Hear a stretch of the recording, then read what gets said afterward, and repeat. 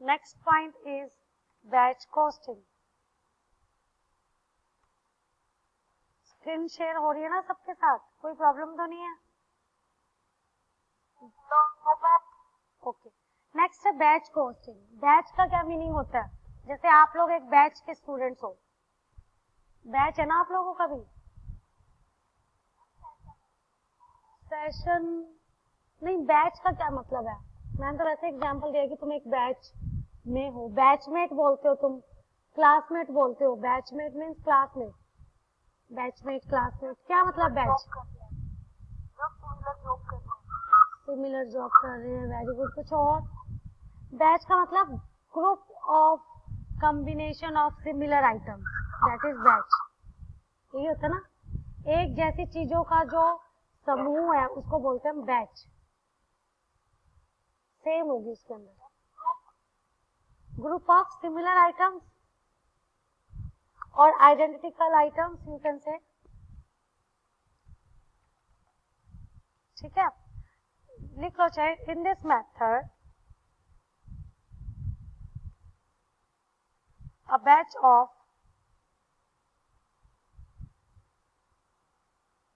in this item a batch of similar or identical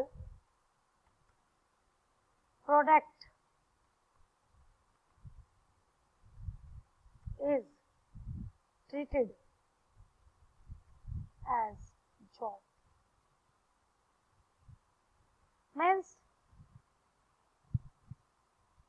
similar और identical products का एक group है जिसको बोलते हैं हम बैच, और वो क्या मानी जाएगी? एक जॉब।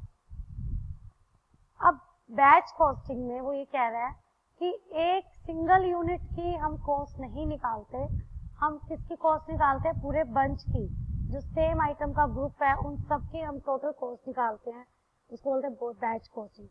फॉर एग्जाम्पल, जैसे बिस्किट्स का पैकेट है, बिस्किट के पैकेट में 10 बिस्किट है, तो आप एक सिंगल बिस्किट की कॉस्ट नहीं देकर आते शॉपकीपर को, आप किसकी कॉस्ट पे करके आते हो? पूरे बैच की।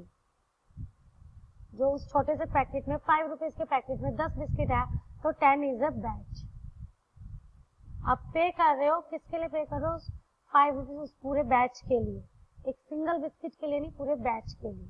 उसको बोलते हैं बैच कॉस्टिंग, जिसमें बहुत सारी सेम आइटम्स और आइडेंटिकल प्रोडक्ट्स को इंक्लूड किया जाता है। जब आप उसकी कॉस्ट को फाइंड आउट करते हो उसको बोलते हैं बैच कॉस्टिंग। क्लियर? दिवाली पे तो बहुत होता है, दिवाली पे जैसे ड्राई फ्रूट का डब्बा है, काजू बादाम पिस्ता, ये सारे मतलब उनको हम क्या बोलते हैं? Dry fruit. तो उनका एक बैच बना दिया जाता है और उसके अगेंस्ट आपसे कॉस्ट भी देगा। तो उसमें हमें ये नहीं पता कि काजू का कितना है, पिस्ता का कितना है, इसका कितना है, टोटल कॉस्ट पे की जाती है, that is batch costing. Okay, next is target costing.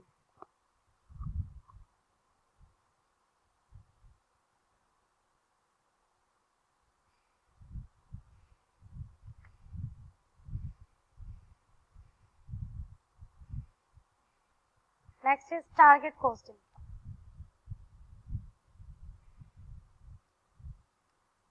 Target से क्या मतलब है? Target cost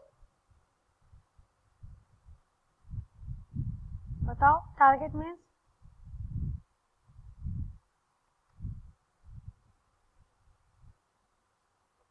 Bhupendra Thakur, please stop presenting your screen. Who is this?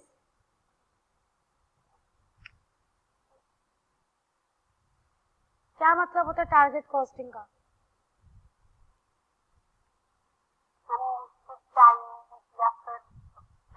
या फिर कुछ भी पर्टिकुलर थिंग स्पेसिफिक टाइम के लिए। यस, हम पहले से, हाँ हाँ बोलो। जैसे कॉन्ट्रैक्ट है, कॉन्ट्रैक्ट का भी टाइम होता है ना, टाइम लिमिट 1 मंथ में या फिर 2 मंथ में कंप्लीट करना।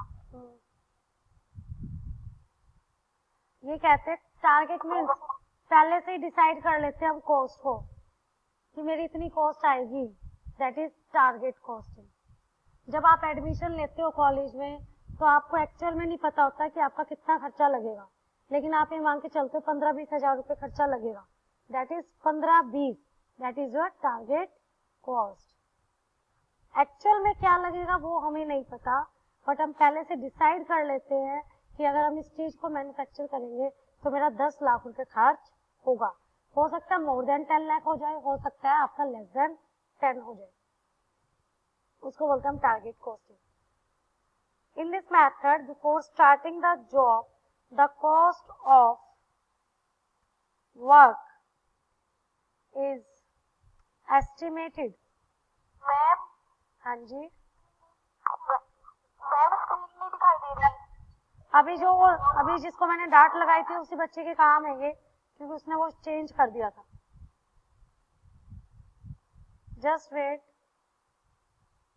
मैं उन बच्चों को रिमूव कर रही हूँ क्लास से जो ऐसा काम करेंगे।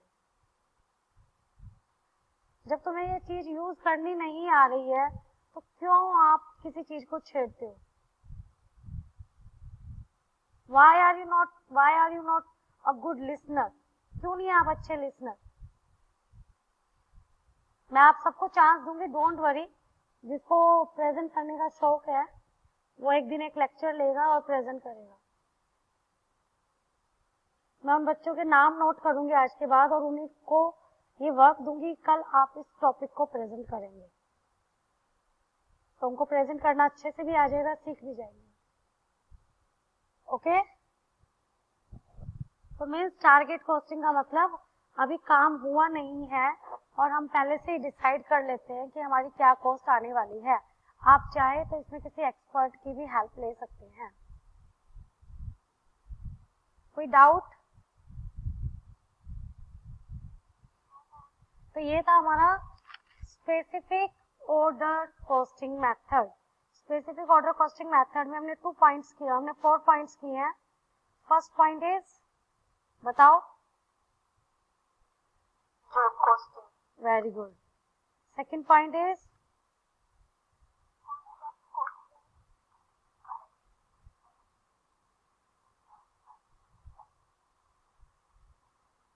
बताओ। Contract costing. Second, very good. Third is,